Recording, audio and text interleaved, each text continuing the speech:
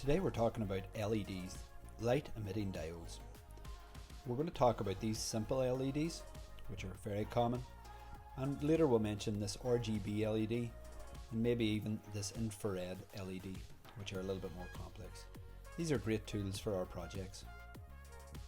We'll start by looking at a simple LED. It has two legs, one longer than the other. The longer leg is called the cathode and it connects to the power, or in our case the data pin. The shorter leg is called the anode and it connects to the ground.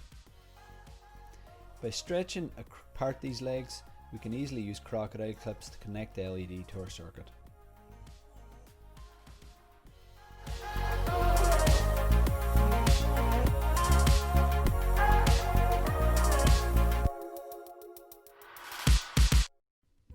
Once we're in MakeCode, the code that we want to use is quite simple. You'll find it under the Advanced menu and Pins. We use digital writing to the pins because it gives us a simple option of 1 or 0, 1 representing on and 0 representing off.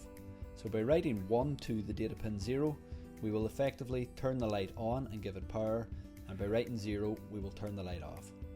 So just as a simple test of our single LED circuit, we're just going to turn on the light, wait a second, turn off the light and repeat.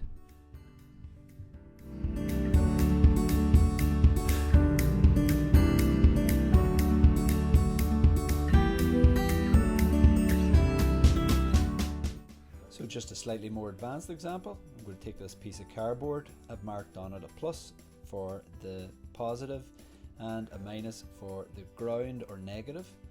I'm going to split each of the pins and connect a crocodile clip to each side.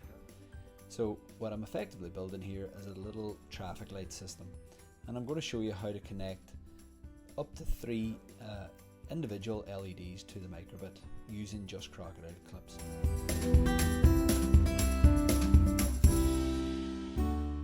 So the 3 long legs of the LEDs are attached to our data pins, and it's important that you know which data pin goes to which LED at this stage.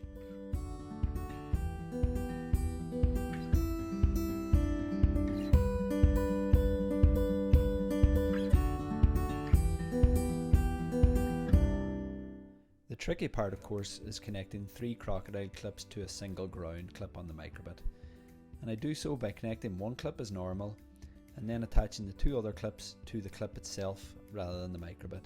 And that way I've got all 3 clips connected to the GND, and we're ready to test some code. So part of the challenge is to come up with the correct sequencing to replicate a real life traffic light system.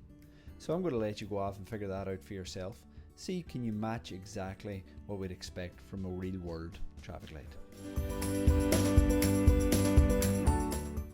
The RGB LED has the ability to turn on 3 individual colours within it: red, green and blue.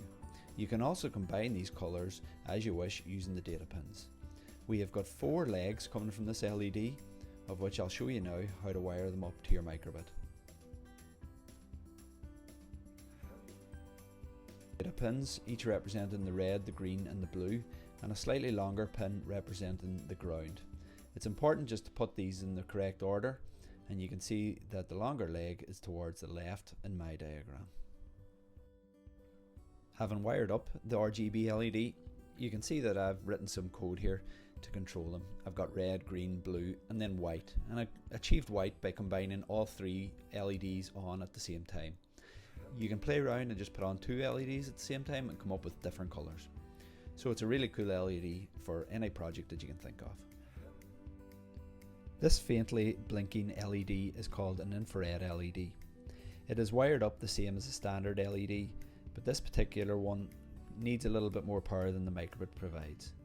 It is invisible to human eye, but the light can be picked up by cameras, making it so popular in security cameras.